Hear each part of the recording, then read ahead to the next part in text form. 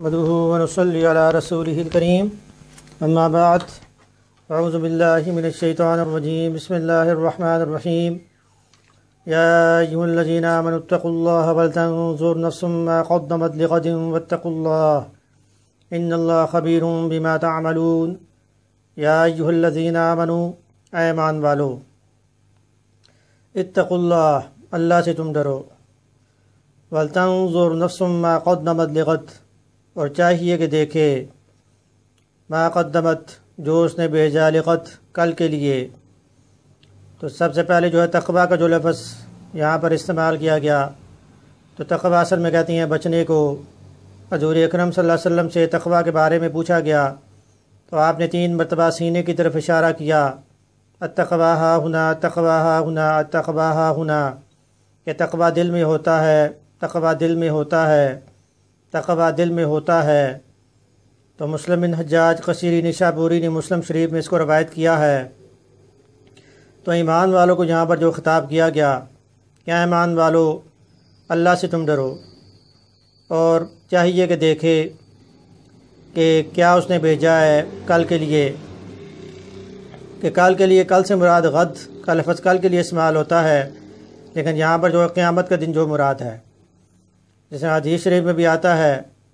کہ جو شخص مر گیا، فوت ہو گیا، بس اس کی قیامت وہیں سے شروع ہو گئی۔ یا یہ کہ حدیث میں یہ بات آتی ہے کہ القبر روضۃ من ریاض الجنہ، کہ قبر جو ہے وہ جنت کے باغوں میں سے ایک باغ ہے یا دوزخ کے گڑھوں میں سے ایک گڑھا ہے۔ تو آیت کریمہ میں یہ ارشاد ہوا کہ چاہیے کہ دیکھے کہ کل کے لیے اس نے کیا کیا ہے، کہ جس طرح کل کا آنا یقینی ہے، اس طرح قیامت کا آنا بھی یقینی ہے۔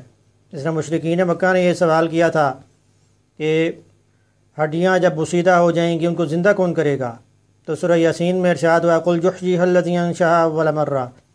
کہ کہہ دیجیے جس نے پہلی مرتبہ زندہ کیا وہی دوبارہ جو ہے وہ پیدا کرے گا، وہی دوبارہ زندہ کرے گا۔ اس کے بعد پھر ارشاد ہوا کہ واتقوا اللہ، اور اللہ سے تم ڈرو۔ تو پہلا جو تقویٰ کا جو لفظ استعمال کیا گیا، تو پہلے جو تقویٰ جو لفظ استعمال کیا اس سے مراد یہ ہے کہ فرائض اور واجبات کو جو پورا کیا جائے، اور دوسری مرتبہ جو اتقوا اللہ کا لفظ جو استعمال کیا گیا اس سے مراد یہ کہ گناہوں سے جو بچا جائے۔ یعنی مفسرین نے یہاں پر اس کی جو یہ تشریح کی ہے، تو فرائض اور واجبات کو پورا کرنا،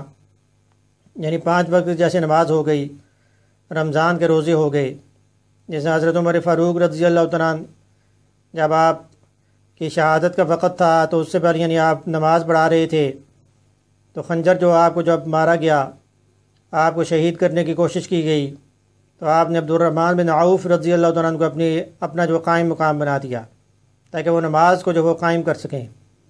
باجماعت نماز جو ہے اس کو وہ پایہ تکمیل تک پہنچا سکیں۔ یعنی آپ کے ذہن میں باجماعت نماز کی اتنی جو ہے وہ اہمیت تھی۔ تو اتقوا اللہ یعنی اللہ سے تم ڈرو۔ اب اللہ سے ڈرنا جو ہے وہ نماز پڑھ کے بھی ہو سکتا ہے، قرآن کریم پڑھ کے بھی ہو سکتا ہے، مختلف انداز سے ہو سکتا ہے۔ عبداللہ بن مبارک رحمۃ اللہ علیہ کی ملاقات ایک ننھے بچے سے ہوئی، تو آپ نے ننھے بچے سے پوچھا کچھ لکھنا پڑھنا جانتے ہو کہ نہیں؟ تو اس نے کہا اور تو کچھ نہیں، بس میرے پاس 4 چیزوں کا علم ہے، میرے پاس سر کا علم، کان کا، زبان کا اور دل کا علم ہے۔ آپ نے پوچھا بھی یہ کیسا علم ہے؟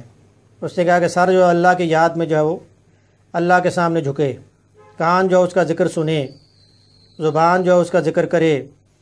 اور دل جو اللہ کی یاد میں محو رہے۔ تو عبداللہ بن مبارک رحمۃ اللہ علیہ نے ننھے بچے کے لیے آپ نے دعا فرمائی۔ تو تقویٰ جو انہی چیزوں سے حاصل ہوتا ہے۔ اب قرآن کریم میں مختلف جگہوں پہ جو ہے تقویٰ کا لفظ استعمال کیا گیا ہے، کہ جس طرح قرآن کریم میں آیا کہ ان اکرمکم عند اللہ اتقاکم، بے شک اللہ کے نزدیک عزت والا شخص وہ ہے جو متقی پرہیزگار ہے۔ جب بلال حبشی رضی اللہ عنہ نے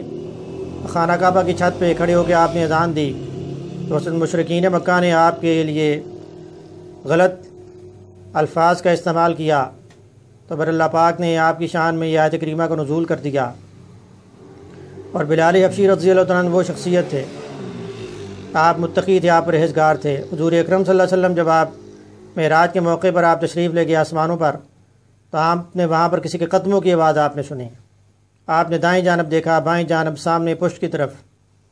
تو وہاں پر تو کوئی نہیں تھا، تو آپ نے جبرائیل علیہ السلام سے پوچھا بھی یہ کون ہے؟ تو جبرائیل علیہ السلام نے فرمایا بھی یہاں تو کوئی نہیں چل رہا، بلکہ یہ تو آپ کے ادنا سے غلام ہیں بلال حبشی رضی اللہ تعالیٰ عنہ، جو مکے کی گلیوں میں چل رہے ہیں، اللہ پاک ان کے چلنے کی آواز عرش کی بلندیوں پہ سنا رہے ہیں۔ تو آپ سے پوچھا گیا بھی آپ کو یہ مقام کیسے ملا؟ تو بلال حبشی رضی اللہ تعالیٰ عنہ نے جواب دیا کہ جب بھی میں تازہ وضو کروں تو میں 2 نفل رکعت نماز ادا کرتا ہوں، ہمیشہ با وضو رہتا ہوں۔ تو یہ بھی آپ کے تقویٰ جو ہے اختیار کرنے کا جو آپ کا اپنا مجاہدہ تھا۔ تو یہاں پر آیت کریمہ میں یہی ارشاد ہوا کہ اتقوا اللہ، اللہ سے تم ڈرو۔ اس میں ابوبکر صدیق رضی اللہ عنہ جو تھے، جب آپ نے بلال حبشی رضی اللہ تعالیٰ عنہ کو آپ کو آزاد کرایا تو پھر قرآن کریم میں سورۃ اللیل آپ کی شان میں نازل ہو گئی، اور آپ کے لیے الفاظ جو استعمال کیے وہ یہ کہ وَسَيُجَنَّبُهُ الْأَتْقَى، یعنی قریب بچا لیا جائے گا جہنم کی آگ سے سب سے زیادہ متقی شخص، یعنی آپ کے لیے بھی متقی کا لفظ جو اتقا کا لفظ جو استعمال کیا گیا۔ پھر اسی طرح قرآن کریم میں ایک اور مقام پر ارشاد ہوا کہ یا ایھا الذین آمنوا اتقوا اللہ حق تقاتہ، یا ایمانوارو اللہ سے تم ڈرو جیسا کہ اس سے ڈرنے کا حق ہے، اور مرنا تو مسلمان ہی مرنا ہے۔ اب حدیث شریف میں یہ بات آتی ہے کہ لا تزول قدم ابن آدم، کہ ابن آدم کے قدم قیامت والے دن ہل نہ سکیں گے جب تک کہ اس سے 5 سوالات نہ کر لیے جائیں۔ ان عمرہ فیما افنا، اس کی عمر کے بارے میں کہ کہاں پر گزاری، وان علمہ فیما عملہ، اس کے علم کے بارے میں کہ کتنا اس میں عمل کیا، وعن مالہ من این کسبہ وفیما انفقا، اس کے مال کے بارے میں کہاں سے کمایا، کہاں خرچ کیا، عن شبابہ فیما ابلا، اور اس کی جوانی کے بارے میں کہ جوانی جو کہاں گزاری۔ تو قیامت والے دن ان 5 سوالات کی تیاری کرنے کے لیے دنیا میں تقوی اختیار کرنا جو ضروری ہے۔ تو تقوی اختیار کرنا، صحابہ نے اس کے لیے بے شمار مجاہدے کیے، راتوں کو اٹھ کے آپ نمازیں پڑھتے تھے، اور صحابہ ابوبکر صدیق رضی اللہ تعالیٰ عنہ، حضرت عمر فاروق رضی اللہ تعالیٰ عنہ، حضرت عثمان غنی رضی اللہ تعالیٰ عنہ، حضرت علی رضی اللہ تعالیٰ عنہ، تمام جو تھے وہ تقوی حاصل کرنے کے لیے مجاہدے کرتے۔ تو اس لیے حضور اکرم صلی اللہ علیہ وسلم نے ایک مرتبہ آپ نے خواب دیکھا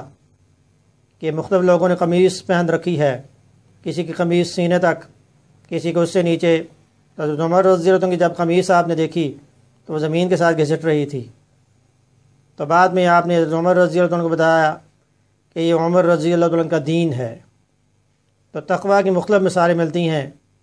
جس میں صحابہ کرام نے حضور اکرم صلی اللہ علیہ وسلم کی زندگی کو فالو کیا۔ حضور اکرم صلی اللہ علیہ وسلم خود بھی راتوں کو اٹھ کے آپ مجاہدہ کیا کرتے تھے، تہجد کی نماز کے ساتھ قیام اللیل فرمایا کرتے تھے۔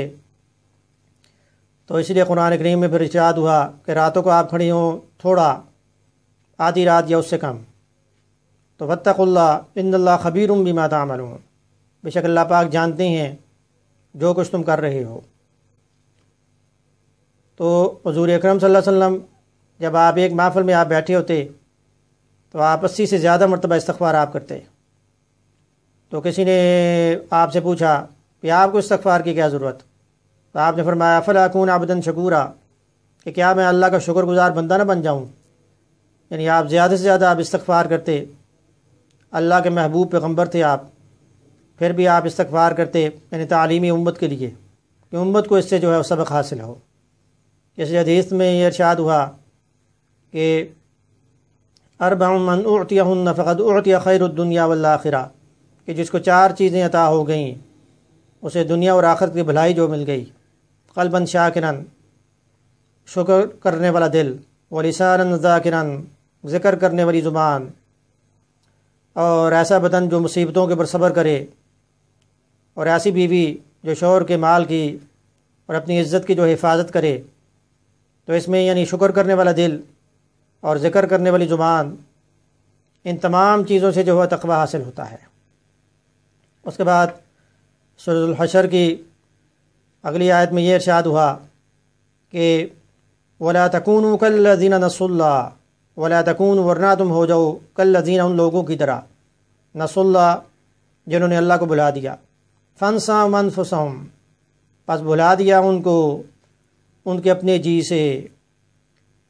فانسام انفسهم اولئک هم الفاسقون، یہی لوگ کون ہیں؟ گناہگار فاسق۔ یعنی اپنے جی سے بلانے کا مطلب یہ ہے کہ ان کو خود بھی نہیں پتہ کہ ان کا نفع نقصان کیا ہے، انہوں نے خود اپنے آپ کو جو ضلالت میں جو ڈال لیا۔ اس لیے قرآن کریم میں ایک اور جگہ ارشاد ہوا کہ اولئک کالانعام، یہ لوگ جانور ہیں، بل ہم اضل، بلکہ اس سے بھی بدتر، یہ لوگ غافل ہیں۔ اور جنہوں نے اللہ کو بلا دیا اس کے بارے میں ایک اور جگہ ارشاد ہوا فلما نسوا ما ذکروا بہ فتحنا علیہم ابواب کل شیء، کہ جب وہ بھول گئے، فلما نسوا ما ذکروا بہ، جو انہیں نصیحت کی گئی تھی، تو ہر طرح کے دروازے جو ہم نے کھول دیے۔ اس کے بعد جب تک کہ وہ خوش تھے، ترقی یافتہ تھے، تو اچانک اللہ پاک نے انہیں پکڑا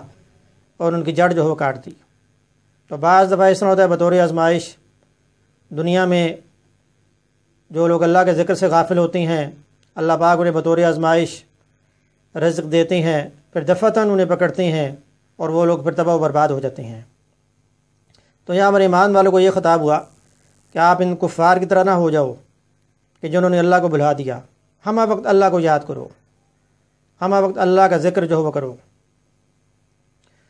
اس کے بعد ارشاد ہوا اگلی آیت کریمہ میں